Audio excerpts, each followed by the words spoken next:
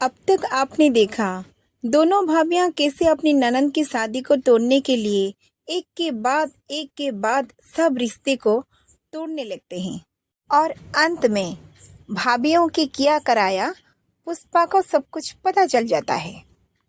अब आगे पुष्पा अपनी फ्रेंड के साथ बाहर जाती है।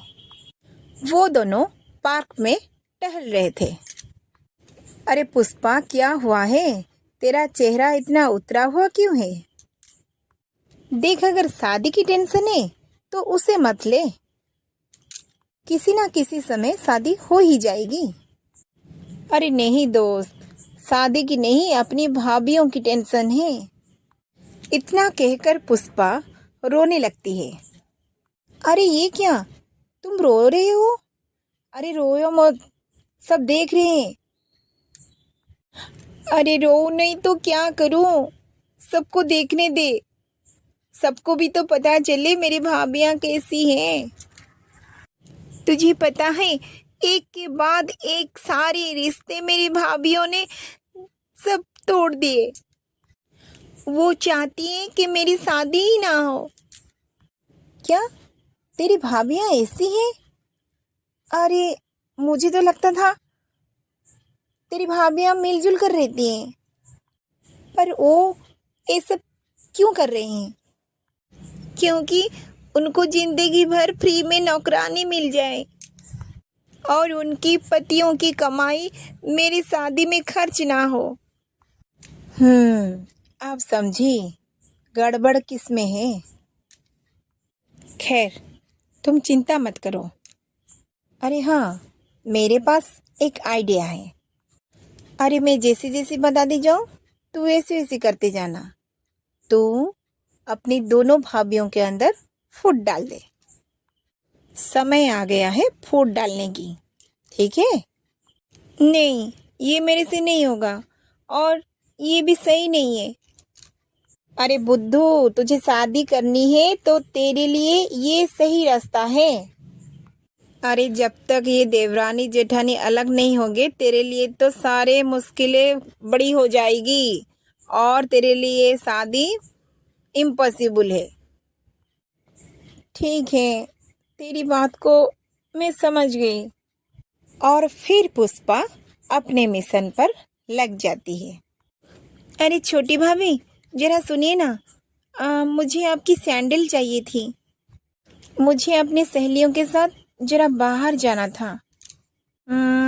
ठीक है, ये लो। थैंक यू भाभी। फिर पुष्पा अपने कमरे में जाती है तो उसको अपनी बड़ी भाभी दिखाई देती है। अरे पुष्पा, ये सैंडल लेकर कहाँ जा रही हो? लाओ, मुझे दो। आज मुझे अपनी सहेली के साथ जरा बाहर जाना है। लेकिन भाभी। अरे लेकिन वेकिन कुछ नहीं, मैंने कहा ना, दो। अरे तुम छोटी हो, अपनी भाभी की बात नहीं मानोगी?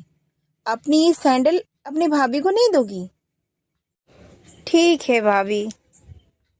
फिर अनजाने में जेठानी अपनी देवरानी की सैंडल पहनकर बाहर चली जाती है और सैंडल ज़्यादा ऊंची होने से वो चल नहीं पाती है, रास्ते में गिर जाती है और सैंडल टूट पड़ती है।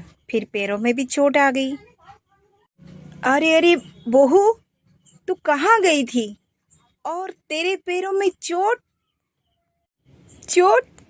मेरे पैरों में चोट? ये सब पुष्पा की वजह से हुआ है। मैं इसकी सैंडल लेकर गई थी और मैं लड़खड़ा गई, फिर गिर गई, पैरों में चोट आ गई। लो, ये पकड़ो तुम्हारी सैंडल। मुझे नहीं चाहिए तुम्हारी सैंडल। हे भगवान! अरे दीदी, ये सैंडल पुष्पा की नहीं, ये मेरी है। अरे आपको संभल कर पहनना चाहिए था ना। अरे जब ढंग से हील पहना नहीं है तो पहना क्यों? अरे ऐसे हील से पहना सीखा नहीं है क्या? और तोड़ डाली मेरी सैंडल। और पुष्पा, तुमने तो मेरे से सैंडल ली थी और तुमने दीदी को क्यों दिए? नहीं भाभी, मैंने नहीं दी, बड़ी भाभी ने जिद करके मेरे से ले ली। अच्छा, तो जेठानी से अब ननंद ज्यादा प्यारी हो गई। सही है। कुछ सही नहीं है।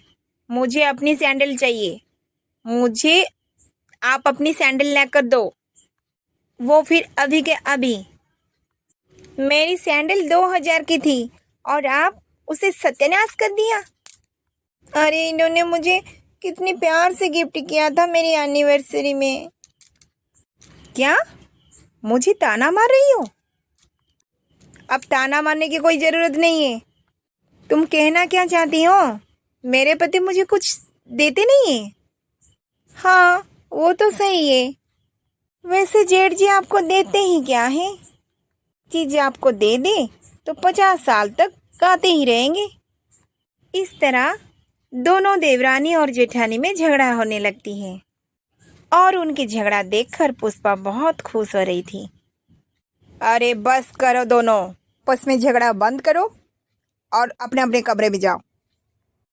उसी दिन शाम को, भाभी आज आप दोनों मिलकर खाना बना दो। क्या है ना, मेरी तबीयत कुछ ठीक नहीं लग रही है। क्या तुम्हारी तबीयत ठीक नहीं है? अरे बहाना क्यों बना रही हो? अरे दीदी चुप हो जाइए। कभी फ्री फ्री में नौकरानी चाहिए तो काम भी करना पड़ता है। हाँ, ये तुम सही कह रही हो। फिर दोनों भाभियाँ किचन में चली जाती हैं और दोनों बड़े ही मन से खाना बनाती हैं। अरे आज तो खाने में मज़ा ही आ जाएगा। अरे कुछ भी हो दीदी, देखना मेरा हाथ का खाना बहुत टेस्टी होगा। अरे तुम्हारा मतलब क्या है? मेरा हाथ का खाना खराब है? अरे मैं भी खाना तुम्हारे से ज़्यादा टेस्टी बनाती हूँ। देख लेना, आज माँ जी टेस्ट करके बताएंगी किसका हाथ का खाना ज़्यादा टेस्टी है। फिर दोनों भाभियाँ कमरे में फ्रेश होने के लिए चली जाती हैं। उसके बाद पुष्पा किचन में जाकर उनके बना हुआ खाने पर मिर्ची और नमक डाल देती है। अब बनेगा खाना टेस्टी टेस्टी। फिर खाने की टेबल पर छोटी बहू, माँ जी जल्दी जल्दी टेस्ट करके बताइए ना खाना कितना टेस्टी है। ए तू तू तू तू तू तू अरे ऐसा बिगड़ा हुआ खाना तो हमारे कुत्ता भी ना खाए। थू थू थू, छी छी छी छी छी। अरे ऐसा खाना तो हमारा कुत्ता रॉकी भी ना खाए। अरे खाने में कोई इतना सारा मिर्ची नमक डालता है? खाना है या जहर? क्या मिर्ची? मैंने तो इतना सारा मिर्ची नहीं डाली। शायद दीदी ने डाल दी है, क्योंकि उनको मेरे से जलन हो रही है ना। मेरे से बना हुई खाना कोई पसंद करे। ओए ओए, क्या बकवास करी है? मैं खाने पर मिर्ची क्यों डालूं? तुम माँ जी के आगे ज़्यादा बनाओ मत। खाने पर मिर्ची तुमने ही डाला है। बढ़िया आई, टेस्टी खाना ने बना ली वाली। फिर ऐसे दोनों बहू के अंदर झगड़ा हो जाती है। अरे चुप करो दोनों, खाना तो अच्छा बना नहीं और ऊपर से झगड़ा बना रहे हो। मैं तो तंग आ गई हूँ तुम दोनों से। आजकल पता नहीं तुम दोनों को क्या हो गया है, ज्यादा नल्ले लगती हो। क्या सुन लो तुम दोनों, कल पुष्पा को देखने के लिए लड़के वाले आ रहे हैं और आइंदे ध्यान रखना उनके सामने तुम दोनों लड़ना मत। हाँ हाँ माँ जी, बिल्कुल नहीं, आप बेफिक्र रहिए। अब तो पक्का दोनों भाभी कुछ ना कुछ प्लान बनाएगी ये रिश्ता तोड़ने के लिए। ये अगले दिन जब लड़के वाले आने वाले होते हैं, भाभी ये लो आपके लिए साड़ी, छोटी भाभी ने दी है और उन्होंने साड़ी भी कहा है आपसे, और ये साड़ी आज पहनने के लिए कहा है। हाँ, शायद छोटी अपने किए कराए पर शर्मिंदा है। ठीक है, आज मैं यही साड़ी पहन लेती हूँ। फिर पुष्पा अपनी छोटी भाभी को भी एक साड़ी देकर आती है। लेकिन ये क्या, जब दोनों बहुएं साड़ी देखती हैं तब वो साड़ी घिसी पिटी और पुरानी जैसी लगती है। ये क्या, मैंने तो जेठानी जी के लिए अच्छी साड़ी भिजवाई थी और उन्होंने मेरे लिए ऐसी घिसी हुई पुरानी साड़ी भेजी है? ये साड़ी तो काम वाली पहनने के लिए लायक है। फिर दोनों भाभियाँ अपने अपने साड़ी पहनकर तैयार हो जाती हैं। तैयार होकर वो जब बाहर निकलती है तब दोनों भाभियों के कमरे बाहर से लॉक हुआ था। फिर जेठानी को लगती है देवरानी उसके कमरे को लॉक किया है, और देवरानी को लगती है कि जेठानी उसके कमरे को लॉक किया है। फिर उसके बाद जब लड़के वाले आते हैं, पुष्पा अच्छे से तैयार होकर उन्हें नाश्ता पानी देती है। वाह बहन जी, आपकी बेटी तो बहुत सुंदर है। अरे ये हमारी घर की बहू बनेगी, ये तो हमारी सौभाग्य है। अरे बड़ी ही संस्कारी, रूपवान और गुणी है आपकी बेटी। हमें ये रिश्ता मंजूर है। अच्छा, अरे इसी खुशी में मुंह मीठा करो। लीजिए लीजिए, मिठाई खाइए। और सभी खुशी खुशी से मिठाई खाते हैं और रिश्ता पक्का हो जाता है। वही मेहमानों के जाने के बाद, अरे पुष्पा, तेरी दोनों भाभियाँ कहाँ हैं? पता नहीं माँ, शायद दोनों कमरे में होगी। अरे आज वो दोनों नहीं तो इसीलिए मेरी रिश्ता पक्का हो गई, वरना वो दोनों कहाँ मेरी रिश्ता पक्का होने देती। फिर पुष्पा जाकर अपने दोनों भाभियों के कमरे को खोल देती है और दोनों जाकर एक दूसरे पर लड़ पड़ती है। अरे तेरी हिम्मत कैसे हुई मुझे अपने कमरे में बंद करने के लिए?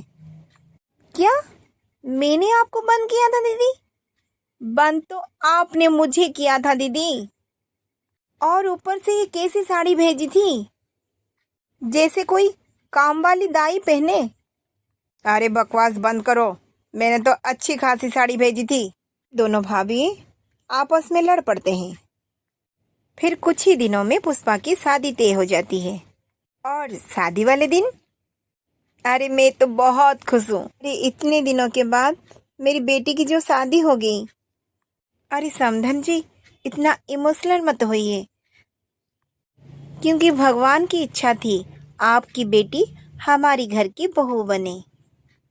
अरे ये तो हमारा सौभाग्य है कि पुष्पा जैसी रूपमान, गुणी, इतनी संस्कारी जैसी बहू हमको मिली। अरे हमारे घर में तो लक्ष्मी आ गई, लक्ष्मी। देखा, तुम्हारे वजह से हमारे घर की सारे लक्ष्मी इनको घर का चले गए। देखो पुष्पा की सांस कैसे खुशी से फूल रही है। अरे दीदी, गलती तो आपकी है, चाहे मानो या ना मानो। फिर पुष्पा को अच्छे अच्छे से शादी हो जाती है।